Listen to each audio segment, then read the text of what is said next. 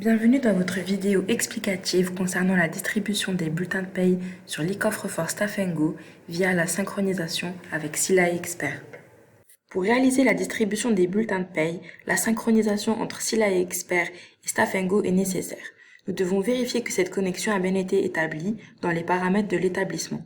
Il vous suffit de cliquer sur Établissement dans le menu à gauche, puis rechercher votre établissement dans la liste, puis cliquez sur l'œil.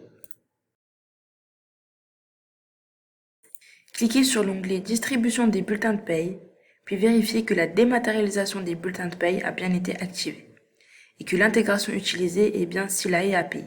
Vous avez ici plusieurs options. L'option Dématérialisation des bulletins de paye vous permet le téléchargement des bulletins de paye depuis Silae. L'option Préférer une distribution papier par défaut permet de définir la préférence par défaut du choix de canal de distribution lors de la première distribution. En désactivant cette option, tous les salariés recevront leur bulletin de paye par voie électronique. Vous ou votre salarié aurez la possibilité de modifier individuellement le choix du canal de distribution, électronique ou papier.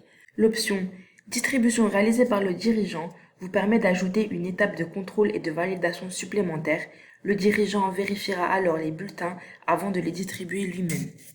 Cette option est particulièrement intéressante pour les cabinets d'expertise comptable qui souhaitent s'assurer de la validation des bulletins de paye par leurs clients avant la distribution aux salariés. Cliquez à présent sur l'onglet Intégration et vérifiez que Silae API est bien intégré à Staff & Go. Vous avez également la possibilité de tester la connexion avec Silae en cliquant sur le bouton Tester la connexion. Un message de confirmation s'affichera en haut de votre écran. Une fois les paramètres vérifiés, nous pouvons à présent débuter la distribution des bulletins de paye.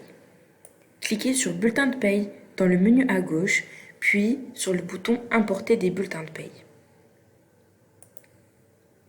Sélectionnez alors le mode de création en cliquant sur Silae, puis sélectionnez le ou les établissements pour lesquels vous souhaitez effectuer la distribution des bulletins de paye. Si vous effectuez une distribution pour plusieurs établissements, alors les distributions seront réunies en une seule. Vous pouvez à présent choisir la période pour laquelle vous souhaitez effectuer la distribution et cliquer sur Importer. Après quelques instants, les bulletins de paye apparaissent. Nous pouvons alors les vérifier en cliquant sur Voir le bulletin. Si lors de la vérification du bulletin de paye, vous détectez une erreur, il est alors possible d'empêcher la distribution de ce bulletin de paye en cliquant sur le bouton.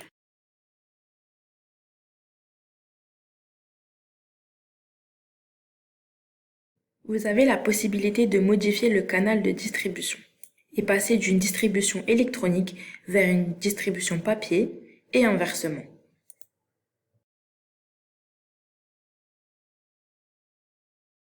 Une fois les éventuelles modifications effectuées, vous pouvez à présent cliquer sur Distribuer et ou Tout télécharger.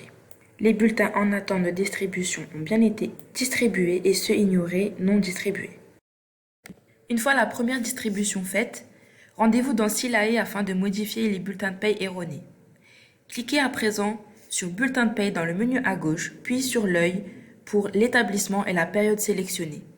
Vous avez la possibilité de resynchroniser les bulletins de paye qui ont été erronés en cliquant sur Synchroniser les bulletins de paye, près de clôturer.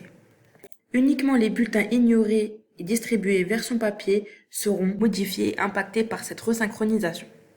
Vous pouvez à présent vérifier que le nouveau bulletin de paye a bien été intégré, puis passer les bulletins ignorés vers En attente de distribution. Vous pouvez à présent cliquer sur Distribuer afin de distribuer les bulletins de paye.